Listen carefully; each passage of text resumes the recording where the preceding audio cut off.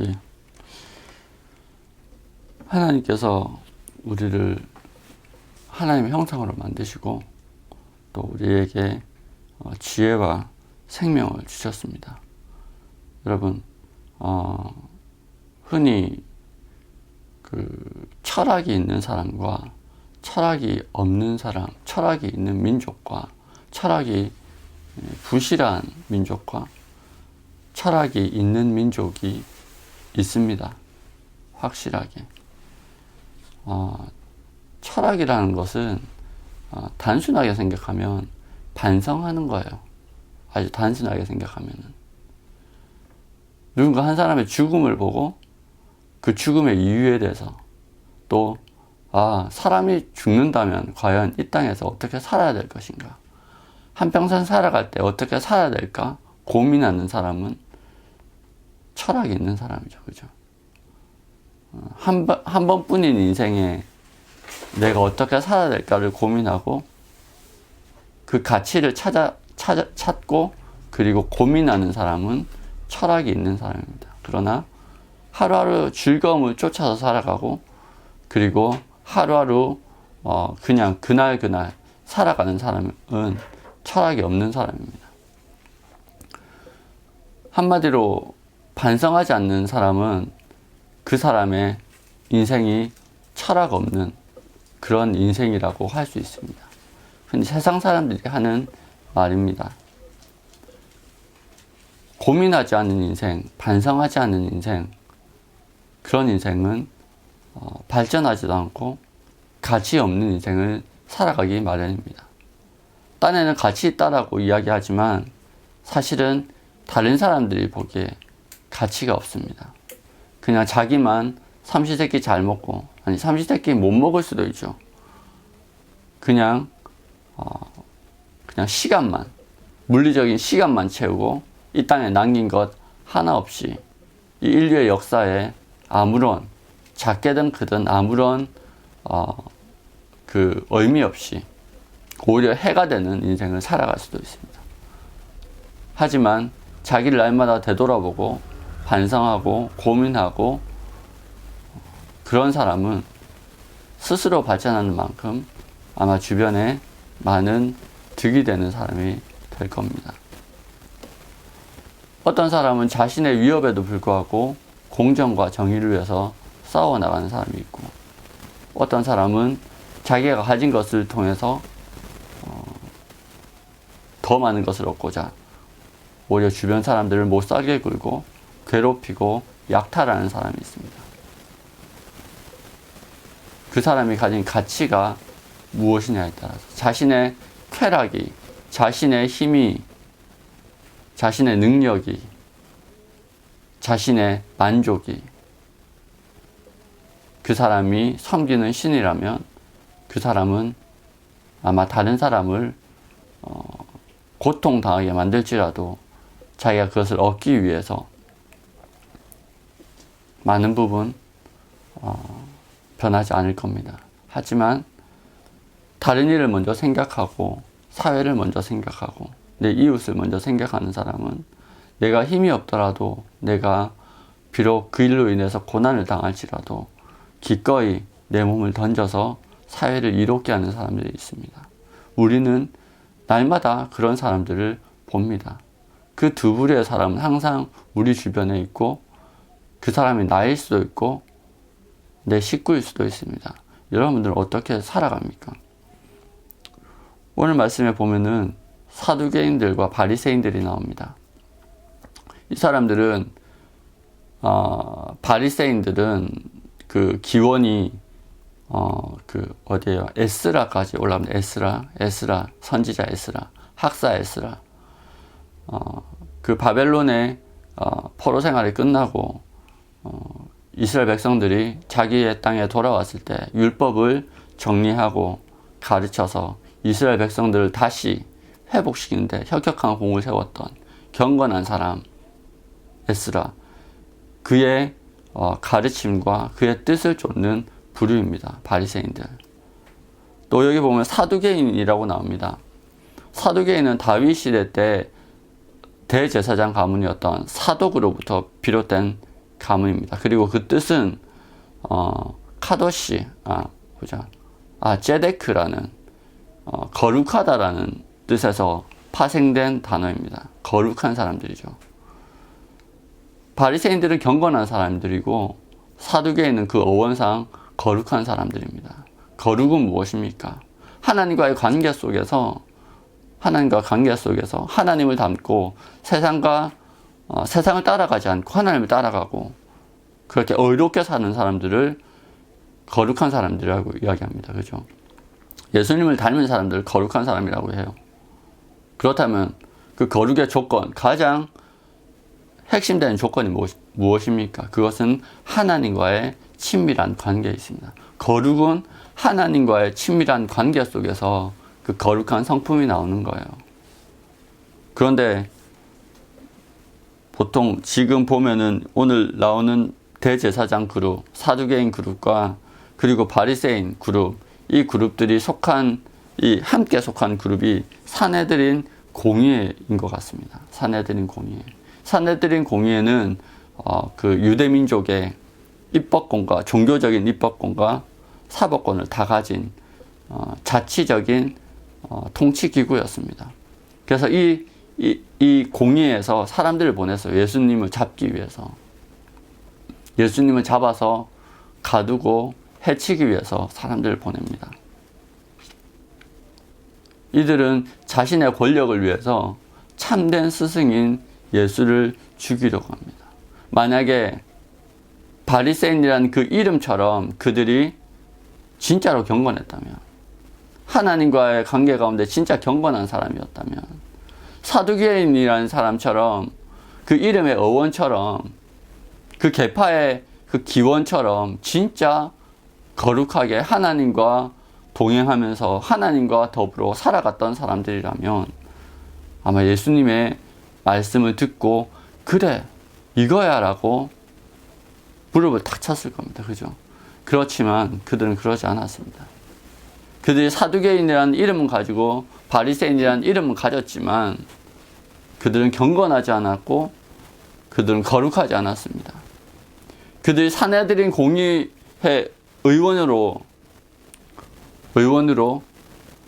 권력은 가지고 있었지만 그 권력을 사용하는 목적은 잃어버렸습니다. 직책은 있었지만 사명을 모르는 사람들, 권력은 있지만 그 권력의 목적을 잃어버린 사람들이었습니다. 세상에 그런 사람들이 많습니다. 우리도 마찬가지입니다. 우리는 다 목적을 가지고 태어났습니다. 우리는 하나님 안에서 목적이 있습니다. 살아가는 목적이 있습니다. 하나님은 태초에 우리를 창조하실 때, 사람을 창조하실 때 하나님과 더불어 세상을 다스리고자 하는 목적을 가지고 창조하셨습니다. 하나님께서 우리를 부르셨을 때, 예수님께서 그러시죠. 예수님께서 제자들을 보내실 때 아버지께서 나를 보내신 것처럼 나도 너희를 보내노라. 나도 너희를 세상으로 보내노라. 여러분들이 세상에 나가는 목적이 있습니다. 그 목적을 가지고 주님이 내보내셨습니다. 세상으로 보내십니다. 그래서 직책도 주시고 힘도 주시고 재물도 주시고 여러 가지를 갖춰서 보내십니다. 능력도 주시고. 그런데 우리는 살다 보면 목적을 잃어버립니다. 처음에 경건한 모습으로 바리새인의 처음 그 근원되었던 에스라처럼 말씀을 연구하고 마음이 뜨거워져서 세상으로 나아갑니다. 부딪히다 보면 마음이 차가워지고 식어지고 그리고 강팍해집니다.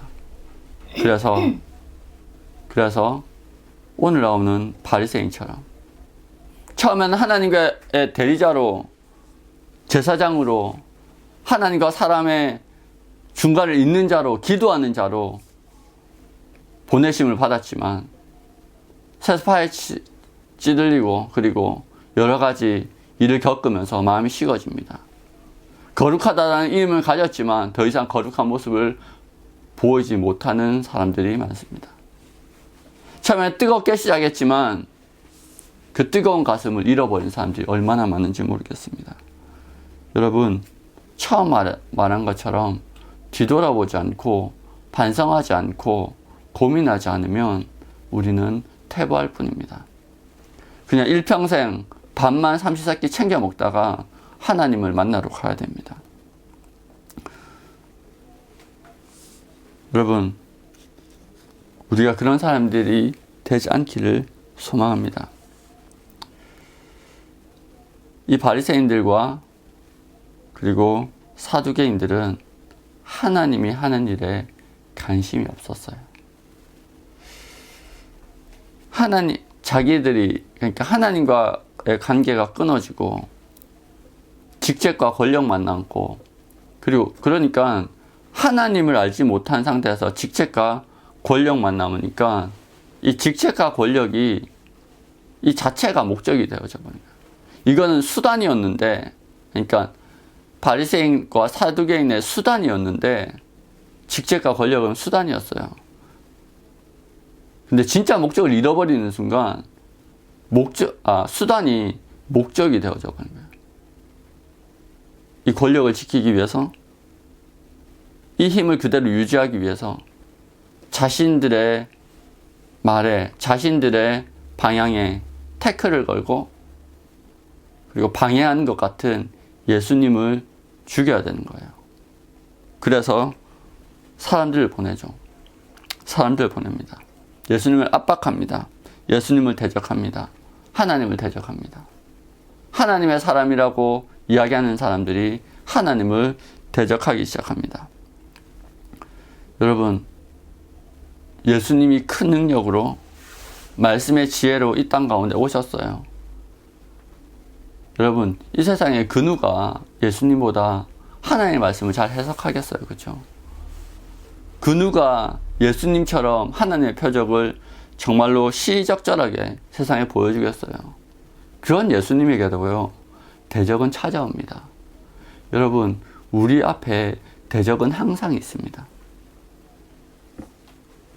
예수님이 하나님의 일을 하기 위해서 항상 길을 걸을 가장 가까운 거기에 하나님의 대적이 있었습니다. 그럼 대적이 있다고 하나님의 일이 멈춥니까? 이 바리새인들과 사두개인들은 자신들이 힘이 있는 걸 알았어요. 그래서 그 힘으로 예수님을 대적해서 내리누리려고 했습니다. 근데 그게 눌러집니까? 아니죠. 예수님께서 뭐라고 말씀하십니까? 오늘 말씀에 이렇게 말씀하십니다.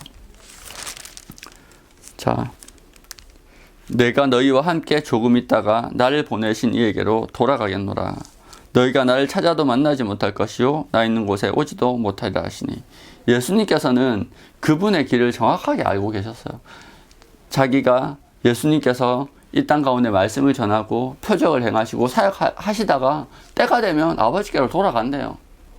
너희가 좋든 싫든 나는 하나님께서 마련하신 그 계획표 가운데 순종하면서 가다가 때가 되면 다시 승천해서 하나님 아버지 품으로 돌아가실 거라고 말씀하셨어요. 바리새인들은 자기들이 힘이 있고 사두개인들은 자기가 힘이 있으니까 이 상황을 그 힘으로 주도하려고 합니다. 잡아와라, 가두어라, 죽여라, 이렇게 자기 힘으로 할 수 있다고 생각해요. 그런데 예수님께서는 그 잡으러 온 그 사람 앞에서 그렇게 이야기합니다. 내 때가 되면 너희들이 잡지 않아도 난 사라질 거야. 여러분, 아무리 대적이 난리를 피우고 발광을 해도, 미친 듯이 덤벼들어도 하나님의 시간표에 어김은 없습니다. 여러분, 바람이 아무리 불어도 기차는 갑니다. 개가 아무리 짖어도 기차는 갑니다. 닭목을 비틀어도 새벽은 옵니다. 새벽은 옵니다. 시간은 지나가고 하나님의 일은 이루어집니다. 중요한 거는 그 하나님의 때에 내가 깨어 있는 겁니다. 하나님의 때에 깨어서 하나님의 음성을 듣는 사람들은 살아납니다. 하나님의 때에 깨어서 하나님의 말씀을 진리로 받아들이는 사람은 깨어납니다. 오늘 말씀에 보니까 뭐라고 나와 있어요. 40절에 보면 이 말씀을 들은 무리 중에 어떤 사람은 이 말씀이 참으로 그 선지자라 하며 그 어떤 사람은 그리스도라 하며 어떤 이들은 그리스도가 어찌 갈릴리에서 나오겠느냐. 이 말씀을 들은 무리 중에 어떤 사람은 그가 그 선지자, 그러니까 모세가 이야기해요. 나 외에 다른 사람을 일으키겠다라는, 새로운 이스라엘을 일으켜 세울 거라는 그 예언의 선지자, 그 사람이다 라고 이야기하는 사람, 마음이 열린 거죠. 그리고 어떤 사람은 그래, 이분이 메시아, 그리스도라. 메시아랑 그리스도랑 같은 말이죠. 그리스도는 헬라어고, 메시아는 히브리어죠. 같은 말이에요. 기름 부음 받은 자, 은혜 받은 자. 여러분,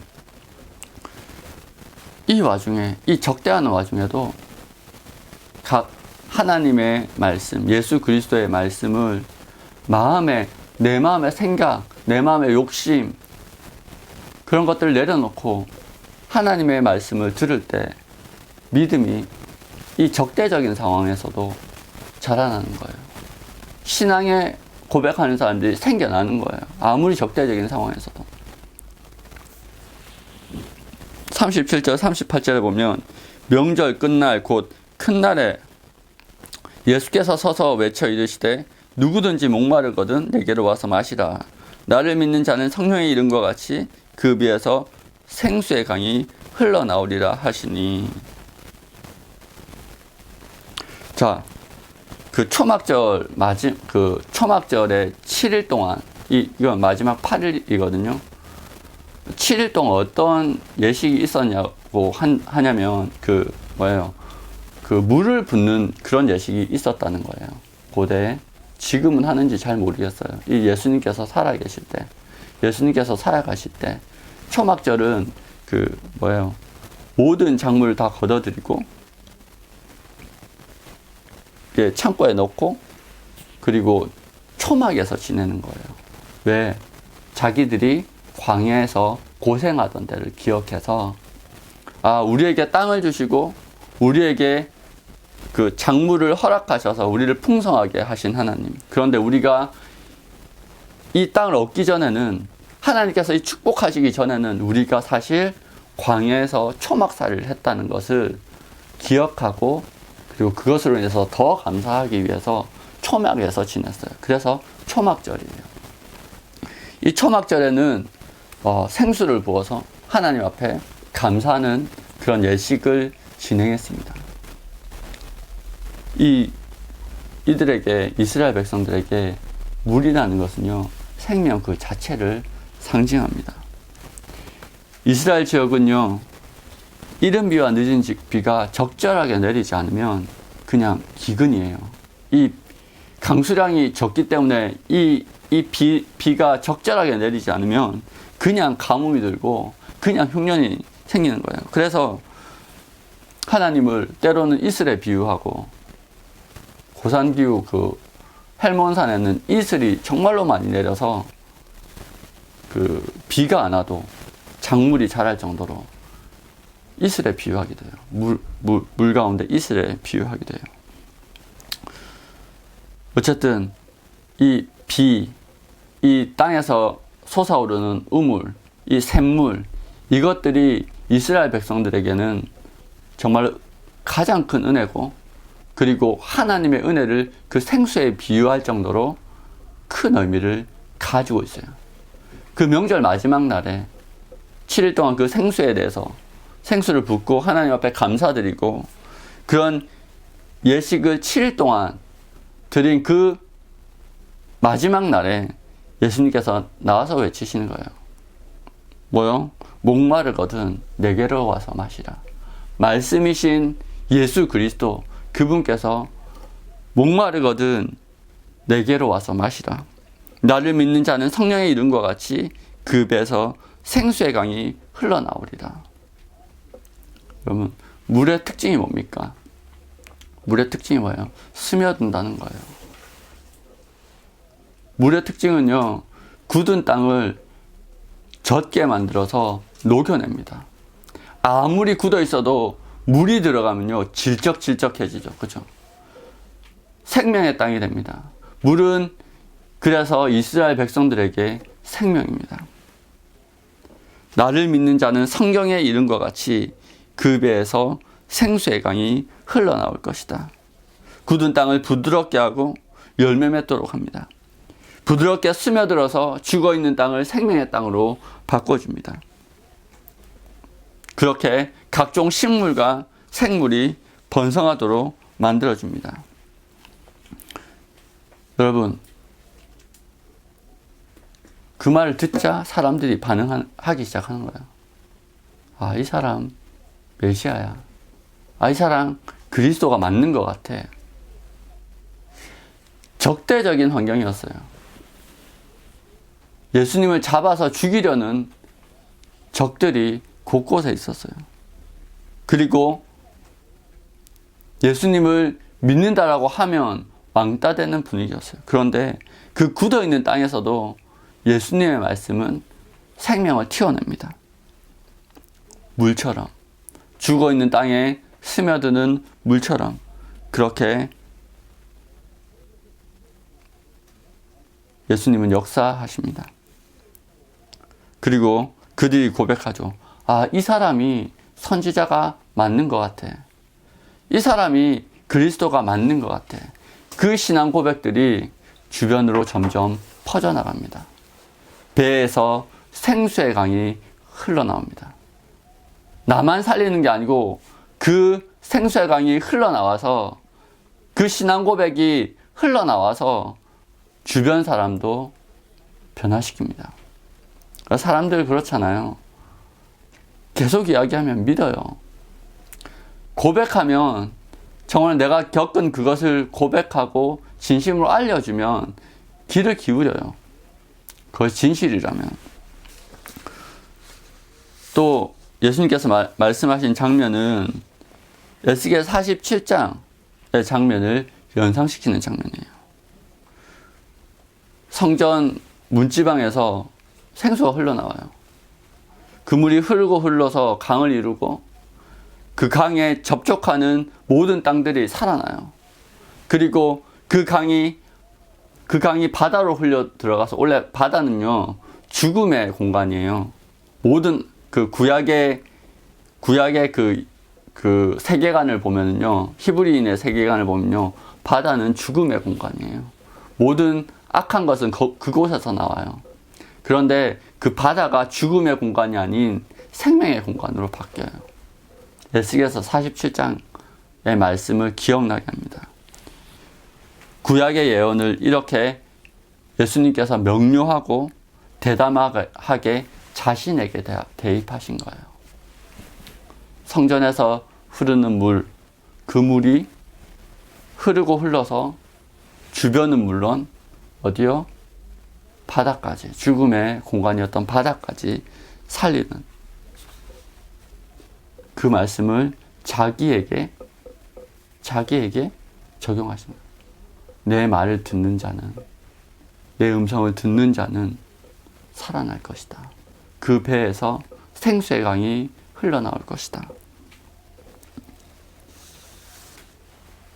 다시 이야기하지만 하나님의 말씀은 적대적인 상황에서도 흘러가게 되어져 있습니다. 나뿐 아니라 그 복음이 흘러 들어가서 적대적으로 날 대적하러 온 사람들까지 어때요? 변화시킵니다. 오늘 말씀에 보면 그러죠. 45절 아랫사람들이 대제사장들과 바리새인들에게로 오니 그들이 묻되 어찌하여 잡아오지 아니하였느냐. 아랫사람들이 대답하되 그 사람이 말하는 것처럼 말하는 사람은 이때까지 없었나이다 하니 바리새인들이 대답하되 너희도 미혹되었느냐. 예수님을 잡으러 갔던 사람들이에요. 예수님을 적대하려고 갔던 사람들이에요. 예수님을 대적했던 사람들이에요. 그런데 예수님의 말씀이 그 마음 속에 스며들자 그 마음이 바뀌는 거예요. 성령이 역사하시는 거예요. 여러분, 우리가 성령 안에서 하나의 말씀을 전할 때 말씀은 역사합니다. 여러분, 우리 안에 얼마나 성령이 충만하십니까? 우리 안에 말씀이 얼마나 충만하십니까? 우리 안에 말씀이 충만해야 됩니다. 너희가 내 안에 거하고 내 말이 너희 안에 거하면 무엇이든지 구하라. 그리하면 이룰 것이다. 말씀하셨잖아요. 그 말씀 우리는 너무 익숙하게 들었습니다. 그냥 그 말씀을 외워요. 근데 그 외운 말씀을 실천하지는 않습니다. 우리 마음속에 말씀이 없어요. 우리 마음속에 말씀의 영이, 성령이 부족합니다. 충만하지 못합니다. 여러분, 성령은요, 충만해야 역사합니다. 흘러나와야지 역사합니다. 넘쳐 흘러야지 역사합니다. 근데 우리 마음속의 생수의 강은 여러분 너무너무 쪼그라들어 있어요. 나 한 명 살리기도 바둥거릴 만큼. 여러분, 그 생명의 말씀이 우리 안에 충만하게 되기를 소망합니다. 묵상의 뜻은요, 머무르는 거예요. 머무르다. 그 말씀에 머물러야 돼요. 우리의 시간을 들여서 그 말씀이 있는 그곳에 머물러야 됩니다. 그냥 읽는 게 아니고요, 머물러야 됩니다. 그렇게 머물 때 우리 안에 말씀을 통해서 역사하시는 주의 영이 충만할 줄 믿습니다. 성령은 예수님의 말씀을 통해서 역사하고 계셨습니다. 생명수는 그 말씀을 통해서 사람들의 굳어있는 마음을 녹여내고 있었습니다. 그 현장에 가야 됩니다. 예수님께서 말씀하시는 그 현장에 가야 됩니다. 적대하던 자들은 그 현장에 가서 그 생수에 젖었습니다. 그래서 마음에 말씀의 씨앗이 심겨졌습니다. 예수님을 공격하는 사람, 진리를 공격하는 사람들은 항상 비슷비슷한 것 같아요. 어떻게 갈릴리에서 선지자가 날 수 있느냐? 어떻게 그리스도가 갈릴리에서 날 수 있느냐? 이야기합니다. 그의 출신, 그의 직업, 그의 전적, 더불어 학식 없음, 그것들을 공격합니다. 그의 외모가 볼품없었다는 점, 그런 점을 공격합니다. 외적인 껍데기만 보고 그를 판단하고 공격합니다. 하지만 예수님의 말은 예수님을 체포하러 간 사람들의 마음까지 녹이고 감복시켰습니다. 왜요? 그게 진리였기 때문에, 그게 진실이었기 때문에. 여러분, 진리는요, 역사하는 힘이 있습니다. 우리가 그 진리를 따라서 살아갈 때 우리를 적대하는 사람도 인정하지 않을 수 없게 만듭니다. 논리에 맞고 도리에 맞고 말하는 사람이 존경할 만하고 본받을 만하고 그런 모습일 때 우리는 그 사람의 말이 진실인 걸 압니다. 마음에 선입견이 없다면, 마음에 내 욕심이 없다면 보다 보면은 아, 저 사람은 진짜구나 압니다. 그런데요, 가짜는 금방 표시가 납니다. 지켜보면. 그렇죠? 뭔가 삐걱대요. 진정성이 없어요. 여러분, 자신의 아집에 빠져 있는 사람들이 아니라면 예수님의 말씀에 다 귀 기울였습니다. 진리는요, 복음은요, 어떠한 적대 세력도 막을 수 없습니다. 우리 또한 마찬가지입니다. 우리가 전해야 될 것이 무엇입니까? 예수님께서 우리를 세상에 보내시는 목적이 무엇입니까? 복음을 전하게 하려 합니다. 그 복음은요, 생수의 강을 통해서, 성령의 강을 통해서, 말씀을 통해서 전해집니다. 먼저 우리가 그 음성을 들어야 됩니다. 먼저 그 음성 앞에 우리가 고개를 숙여야 됩니다. 예수님의 말이 충만해야 되고 그분의 영이 말씀을 따라 역사하셔야 됩니다. 여러분, 요한복음 처음 시작할 때 생명의 말씀이 하나님 아버지와 함께 하셨다라고 이야기해요. 로고스가 함께 하셨습니다. 여러분, 그 로고스가요, 그 로고스, 그 말씀이요, 성령과 더불어 역사하실 때 역사는 반드시 일어납니다. 여러분, 성령 하나님의 영이요, 이 땅을 어떻게 감싸고 있냐면, 창세기에 보면 이렇게 닭이 알을 품듯이 감싸고 있어요. 그 하나님의 능력이 이 땅을 감싸고 있었어요.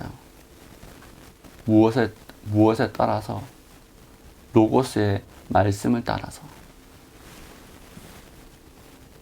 닭이 알을 품듯이 생명을 잉태하기 위해서 품고 계셨어요, 이 땅을. 근데 그 말씀, 그 역사가 무엇을 따라서 되었다고요? 말씀을 따라서 되었다고요. 이 두 가지는 항상 함께 역사합니다. 하나님의 말씀을 들을 때 살아나게 되어져 있습니다. 먼저 우리가 살아나야 됩니다. 하나님의 음성 가운데 머물러야 됩니다. 예수님의 음성 가운데 머물러야 됩니다. 머무르는 것은요, 순종입니다. 그 시간을 드려야 됩니다. 하나님과 교제하는 시간을 드려야 됩니다. 우리가 그 시간을 온전히 드릴 때 하나님이 우리 가운데 그 굳어있는 땅도 막을 수 없는 생수의 강을 우리 배에서 흘러 넘치게 하셔서 나와 주변을 살릴 것입니다. 아무리 두터운 벽도 막을 수 없습니다. 스며들어서 무너뜨립니다. 스며들어서 모든 방어를 무력화시킵니다. 예수님의 말씀, 예수님의 영, 그리스도의 영은요, 그렇게 역사합니다. 그러면 성경의 말씀을 믿으십시오. 성경의 말씀을 믿으십시오. 제 말이 아니고 성경에 나와 있는 말씀입니다. 어려운 게 아닌데 정말로 어려워요. 그래요. 우리의 마음이 때로는 분주하고 하나님 아닌 다른 것으로 너무나 가득 차 있기 때문입니다. 그럴 때일수록 머물러야 됩니다. 기도하겠습니다.